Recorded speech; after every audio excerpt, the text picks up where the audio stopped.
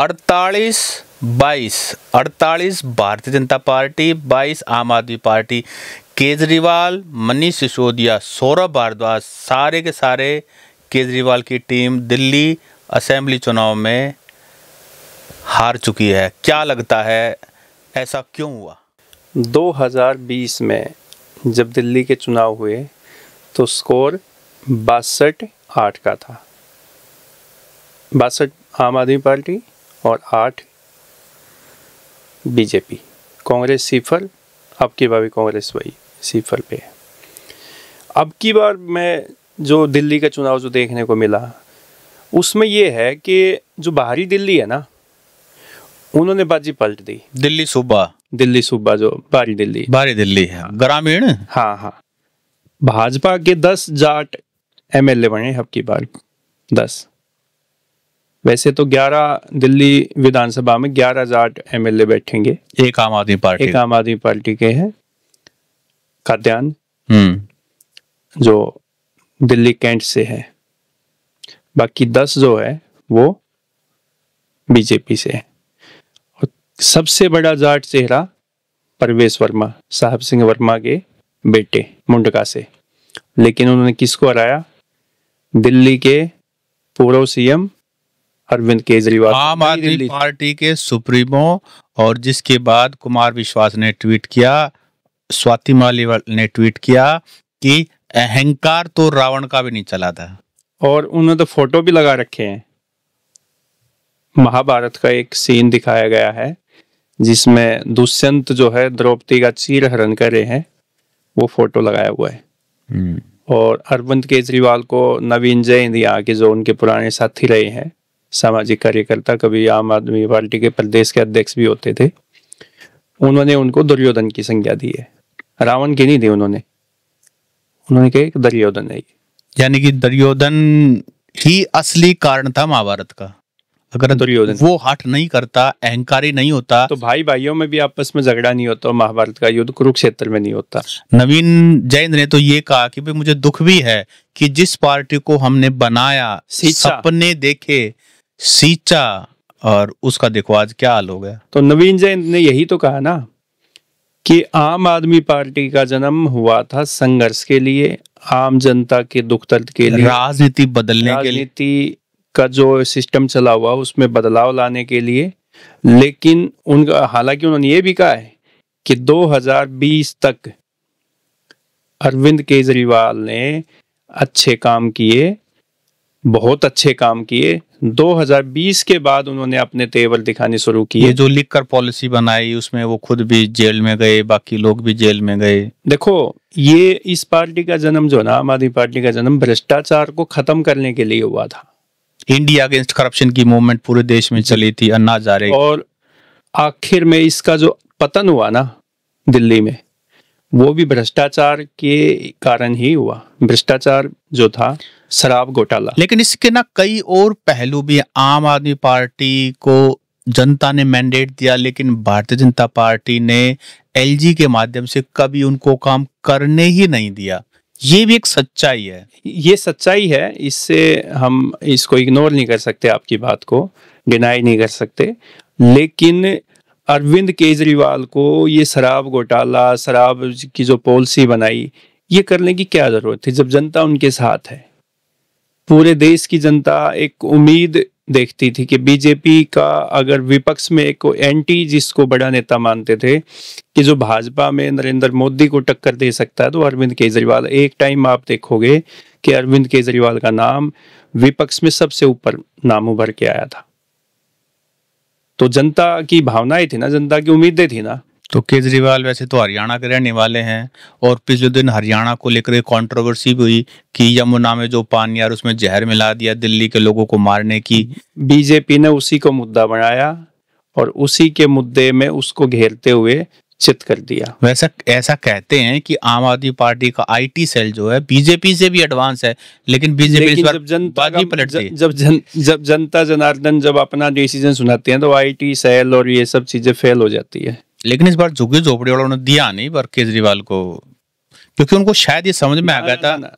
आप ये देखो, बेशक उनको 22 सीटें मिली है आम आदमी पार्टी को, लेकिन वोट प्रतिशत पता है कितना है? 43%। 3% वोट जो है वो भाजपा को ज्यादा मिला, केवल 3%। हरियाणा में देख लो ना, 37 सीटें प्लस 48 सीटें, 0% का फर्क है। 1% से तो कम ही था, आधा परसेंट के आसपास तो था। यो एक जो गणित है ना, भाजपा जो सत्ता में जहां पे भी आ रही है कि वोट परसेंट तो बराबर और वोट जो सीट है, कन्वर्जन है, उसका जो है डिफरेंसेस बहुत ज्यादा। वो जो मैथमेटिकल कैलकुलेशन है, तो ये जो गेम है, ये गेम तो क्या सकते हैं, ये गेम है या क्या है, ये हमें अभी तक समझ में आया, क्योंकि हम मैथ में थोड़े से कमजोर हैं।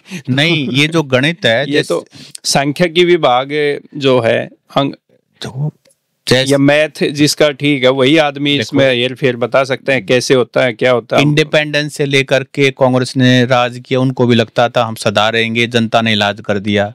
फिर ऐसे ही हरियाणा में देख लो कांग्रेस का जो हाल हुआ। अब बीजेपी का भी अगर वो सही काम करते रहे तो सही है, लेकिन जिस दिन वो पटड़ी से हट गए, कितने ही ताकतवर हो, जनता इलाज कर देगी। चलो आखिर में आपके जो पहला जो आपने सवाल किया था, मैं उस पे आता हूँ कि दिल्ली का सीएम कौन होगा। भारतीय जनता पार्टी से कुछ नाम घूम रहे हैं। देखो, दिल्ली में जो सीएम होगा ना भाजपा की तरफ से, वो ऐसा नाम सामने आएगा कि जिसकी कोई उम्मीद भी नहीं कर रहा है। जैसे राजस्थान में भजन लाल शर्मा, मध्य प्रदेश में यादव, ऐसा ही नाम जो है वो दिल्ली में आने वाला है। आपका इशारा कोई ऐसा तो कोई बीजेपी का कैंडिडेट नहीं है जो कई साचों में फिट होता हो, ऐसा नाम है ना। देखो, पहले तो मैं बता दूं कि जो सीएम नाम दौड़ में कौन कौन जो है? सीएम की दौड़ में जो नाम है, उनमें सबसे पहला जो नाम है वो पूर्व मुख्यमंत्री दिवंगत साहब सिंह वर्मा के बेटे हैं, प्रवेश वर्मा, जिन्होंने अरविंद केजरीवाल को नई दिल्ली से पटकनी दी है। तो सबसे पहला नाम तो प्रवेश वर्मा का है सीएम की दौड़ में। और बाहरी दिल्ली में भी जो अच्छा प्रदर्शन हुआ है, जो भाजपा के 10,000 जो सीटें हैं आउटर में, वो सभी जीत गए। यानी कि जाटों ने इस बार मजबूती से साथ दिया भारतीय जनता पार्टी का आउटर दिल्ली में। तो आप ये देखो, आउटर दिल्ली में नरेला, मुंडका, आपका रिठाला, नई दिल्ली, नांगलोई, नजफगढ़, आपका मटियाला, पालम और भिजवासन। दिल्ली कैंट में जो है वो वीरेंद्र सचदेवा आम आदमी पार्टी के जीते हैं।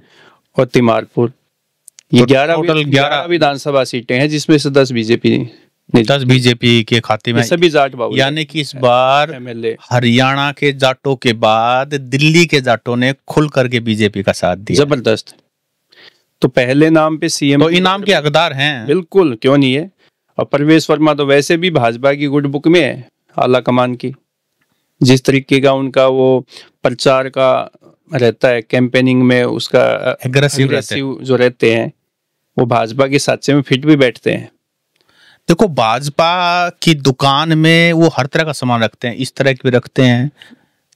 भाजपा में चुनाव से पहले, रिजल्ट से पहले, परिणाम जब आए उससे पहले, अगर भाजपा जैसे पहले ये कयास लगाए जा रहे थे कि जैसे भाजपा बहुमत में आती है तो दिल्ली का सीएम कौन होगा।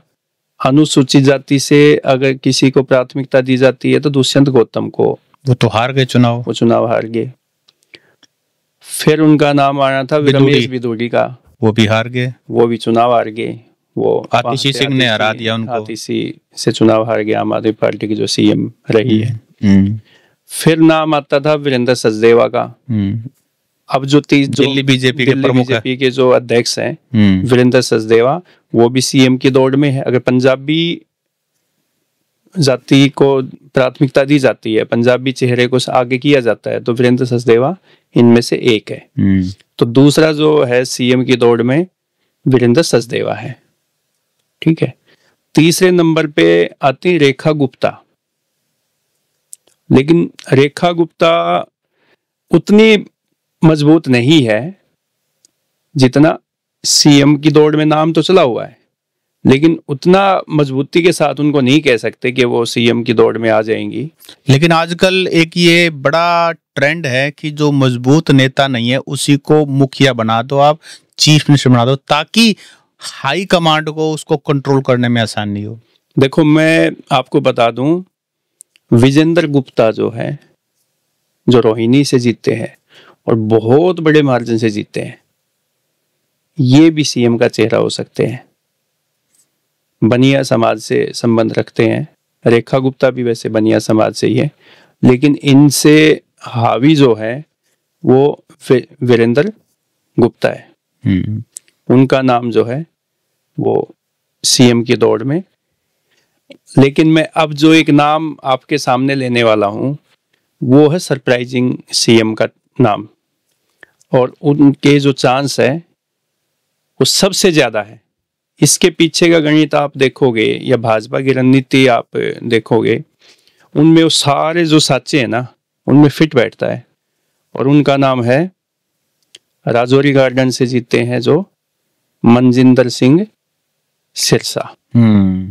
जट सिख है, सरदार भी है और जट भी है, जाट भी है। और बहुत जल्दी पंजाब में जो आम आदमी पार्टी की सरकार है वहां पे चुनाव भी होने वाले हैं। दिल्ली ये जो गुरुद्वारा प्रबंधन समिति की अकाली दल में रहे हैं, बड़े नेता हैं। और मैं आपको एक बात, अपने मनजिंदर सिंह सिरसा का नाम लिया है, किसान आंदोलन जब चल रहा था और भारतीय जनता पार्टी की सेंट्रल गवर्नमेंट जब बैकफुट पे थी, मनजिंदर सिरसा ने ऐसे समय पर जब सारा का सारा सिख समाज, ज्यादातर सिख समाज जो है ना बीजेपी के अगेंस्ट था, ऐसे समय में उन्होंने बीजेपी ज्वाइन की और उन्होंने बड़े बड़े सिख नेताओं को मोदी जी से मिलवाया और उसके बाद एक माहौल में न्यूट्रलिटी लाए। और उसके बाद सिरसा साहब जो है ना मीडिया की भी बहुत फ्रेंडली हैं। मेरी भी उनसे कई बार बातचीत हो चुकी है, किसान आंदोलन में भी, उसके बाद भी वो पहले घंटे में फोन उठाते हैं। जैसे भाजपा ने दिल्ली में जाटों का दिल जीत लिया ना, मनजिंदर सिरसा को सीएम की कुर्सी पे, दिल्ली की में सीएम की कुर्सी पे बिठा के और पंजाब के सिखों का दिल भी, मैं वैसे आपको बताऊं ना, बड़े दबंग नेता हैं, दबंग नेता है। और ये आम आदमी पार्टी को, जैसे दिल्ली में उन्होंने एक रणनीति के तहत उन पे काबू पा लिया, सत्ता से बाहर कर दिया ना, ऐसे ही पंजाब में अब जो है भाजपा अपनी राजनीतिक मजबूत जमीन जो है ना मजबूत करने के लिए ये पासा फेंक सकती है। और ये पासा, मैं ये कह रहा हूँ, मैं दिल्ली के कई मेरे जो राजनीति के अच्छे जो जानकार लोग हैं उनसे भी बात हुई है, उनका ये कहना है कि मनजिंदर सिरसा जो है वो दिल्ली सीएम की कुर्सी पे बैठ सकते हैं। लेकिन वो बहुत लंबे समय तक उन्होंने बीजेपी में नहीं रहे, उनका ड्रॉबैक है। अभी किसान आंदोलन में, यानी कि आज से 4 साल पहले तो वो बीजेपी में एंट्री की उन्होंने, तो दिल्ली के मुखिया, चीफ मिनिस्टर के, क्या ऐसे बंदे को पार्टी बनाना पसंद करेगी? सिर्फ 4 साल पुराना एसोसिएशन है उनका बीजेपी से। बीजेपी में सब कुछ संभव है। हाँ, बीजेपी के जो सांचे में जो फिट बैठता है वो सही है। लेकिन आज तक उन्होंने ऐसा कोई मुख्यमंत्री नहीं बनाया अभी तक, एक्सपेरिमेंट जो नया नया आया और उसको मुख्यमंत्री बना दिया गया। लेकिन नए नए चेहरों को मुख्यमंत्री बनाया, नए चेहरों को, अपने ही बंदों को जिनको कोई नहीं जानता, आखिरी सीट पर बैठते हैं या जो दरी बिछाते हैं, उनको बना सकते हैं। हालांकि चर्चाएं तो ये भी है, मैं आपको बता दूं कि रमेश बिधूड़ी, दुष्यंत गौतम, इनको भी सीएम बनाया जा सकता है दोबारा कोई सीट पे, किसी पे चुनाव। अब तो उनके पास मेजोरिटी है जहां से वो चुनाव लड़वाना चाहेंगे। ये भी बातें कहीं ना कहीं अच्छा, मुझे ये बताइए कि सुषमा स्वराज की सुपुत्री बांसुरी स्वराज का नाम हो सकता है, सांसद है। हाँ, अगर महिला को मुख्यमंत्री बनाना चाहा भाजपा ने, तो बांसुरी स्वराज उनमें से एक है, सबसे नंबर 1 पे है, टॉप चॉइस हो सकती है, टॉप चॉइस हो सकती है। सांसद को इस्तीफा दिला के दिल्ली की कुर्सी पे बिठा के, और ये भी एक महिलाओं को भी साधने का काम किया जा सकता है। क्योंकि शीला दीक्षित के बाद अब आतिशी सिंह बनी, और अब अगर वही कंटिन्यूटी रखना चाहेगी बीजेपी तो बांसुरी स्वराज की बाजी उनकी। और भाजपा के ना अधिकतर जो राज्यों में जो सरकार है उनमें महिला जो मुख्यमंत्री है वो नहीं है अभी तक। हाँ, ये भी एक हो सकता नहीं। राजस्थान की रही हैं, वसुंधरा राजे रही हैं, पहले रही, मैं आपकी बात कर रहा हूं। अभी फिलहाल आप बात करोगे तो महिला मुख्यमंत्री किसी भी स्टेट में शायद भाजपा की नहीं है। इसके अलावा बताइए कि अब जब आम आदमी पार्टी को सिर्फ 22 सीटें मिली हैं और बीजेपी ने सरकार बना ली है 27 साल के बाद, इसमें एक इम्पोर्टेंट व्यक्ति जिसका बहुत बड़ा रोल रहा, हरियाणा से उनका संबंध है, केंद्र में वो मंत्री हैं मनोहर लाल खट्टर जी। उनका क्या अब लगता है, उनको क्रेडिट जाता है? मनोहर लाल के नेतृत्व में हरियाणा के 30-35 नेताओं की जिम्मेदारी लगाई थी और 37 सीटें वहां पे जिन पे चुनाव प्रचार जो कैंपेनिंग की वो हरियाणा के नेताओं ने की, जिसमें मुख्यमंत्री नायब सिंह सैनी, मनोहर लाल केंद्रीय मंत्री, कई पूर्व मंत्री, कई सांसद, इन्होंने अलग अलग विधानसभाओं में इनको जिम्मेदारी दी गई थी। 30 से ज्यादा सीटें ऐसी हैं जहां पे हरियाणा के नेताओं ने प्रचार किया और वहां पे जीत हासिल की। लेकिन इनको जानता कौन था यहाँ पे? वो गए, ठीक है, वो तो पिछली बार भी गए थे, इनको जानता तो कोई नहीं ना। हरियाणा बेस्ड बहुत सारे एमएलए हैं जो अभी जीत के आए हैं दिल्ली में। नहीं तो वो ठीक है, लेकिन इन लोगों को तो दिल्ली में इनके नाम से वोट तो नहीं मिली होगी। हरियाणा जैसे मनीष ग्रोवर गए थे, तो मनीष ग्रोवर आपको क्या लगता है मेहनत की उन्होंने से वो जीत गए? तो जीत तो गए, लेकिन इसका क्रेडिट किसको जाता है? देखो भाजपा में ऐसा नहीं है, दिल्ली और हरियाणा इन दोनों को आप ना दिल्ली समझो ना हरियाणा समझो, ये दोनों एक ही है। दिल्ली जो है उसमें आधा हरियाणा जो है वो वहां पे देखो नौकरी पेशा, किसी का रिश्तेदार, किसी का आउटर दिल्ली का मैं मान सकता हूँ कुछ एक हिस्से में। अब तो सारा दिल्ली हरियाणा हो रहा है। नहीं, वहां पर पूर्वांचलियों का कब्जा है साहब। पहले तो स्टार्टिंग में ये कह रहे थे, अभी चुनाव से जब वोटिंग हुई उससे पहले की मैं बात कर रहा हूँ, कि दिल्ली में कोई भी उलटफेर हो गया तो हो सकता है कि मनोहर लाल को दिल्ली का सीएम ना बना दे। हाँ खैर वो तो दूर नाम चले थे, दूर की बात है। वो पहले 3 टाइम रह चुके हैं, उसके बाद अब केंद्र में हैं। हो सकता है वैसे एक्सपेरिमेंट को भाजपा में एक्सपेरिमेंट करने में भाजपा कभी पीछे नहीं हटती और ऐसे फेस को सामने लेके आती है जिसकी कोई उम्मीद भी नहीं कर सकता। तो मैं आपको एक और बात बता दूं, जो दिल्ली की जो सीएम की दौड़ में है ना, पर्ची वही निकाल लेंगे उस नए आदमी की, उन्हीं के हाथों से पर्ची निकलनी है। हाँ, सब कुछ उनके कंट्रोल में हुआ है, तो शायद ये जिम्मेदारी भी उनको मिले। तो मनजिंदर सिंह सिरसा एक सरप्राइजिंग नाम उभर के आ सकते हैं। मैं कह रहा हूँ दिल्ली की कुर्सी पे सरदार बैठने वाला, मैं तो यहाँ तक भी कह रहा हूँ आपको। अच्छा, एक हमारे वीडियो में एक अपने एस्ट्रोलॉजर आए थे और उन्होंने प्रेडिक्शन किया था कि केजरीवाल की सरकार बनेगी दिल्ली में। उसके बाद लोगों के कमेंट भी आ रहे हैं, उस पर आपका क्या कहना है? देखो एस्ट्रोलॉजर के अपना गणित होता है, अपना अंक गणित होता है। उन्होंने जो देखे है उस टाइम पे, जो ये ज्योतिष विज्ञान के उसने जो प्रिडिक्शन किया, हो सकता है उसमें उनसे कोई चूक रह गई हो।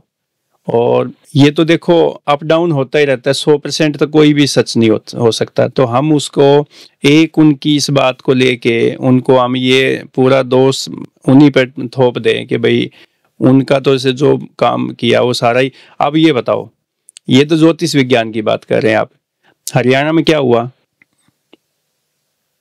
एग्जिट पोल किसके साथ थे? एग्जिट पोल कांग्रेस के साथ थे।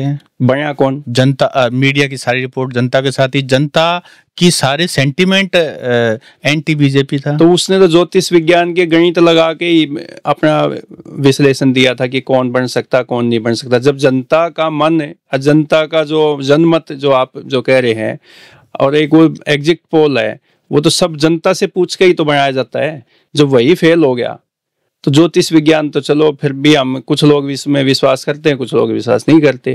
खैर वो एक अनुमान था, अनुमान तो वही बात है, गलत भी हो सकता है, सही भी हो सकता है।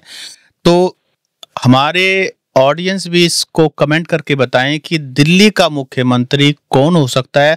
हमारा एक असेसमेंट है कि सरप्राइजिंग नाम मनजिंदर सिंह सिरसा, परवेश दिल्ली के सीएम हो सकते हैं, और परवेश वर्मा दिल्ली के सीएम नहीं होते। मनजिंदर सिरसा जो दिल्ली के सीएम होते हैं उनको बनाया जाता है, तो परवेश वर्मा को भी किसी अच्छे ओहदे पे बिठाया जाएगा, हो सकता है डिप्टी सीएम बनाया जाए, लेकिन उनको एक जिम्मेदारी जरूर दी जाएगी बड़ी, क्योंकि उन्होंने अरविंद केजरीवाल को हराया। ओपी जी जी बहुत बहुत धन्यवाद। नमस्कार जी, थैंक यू।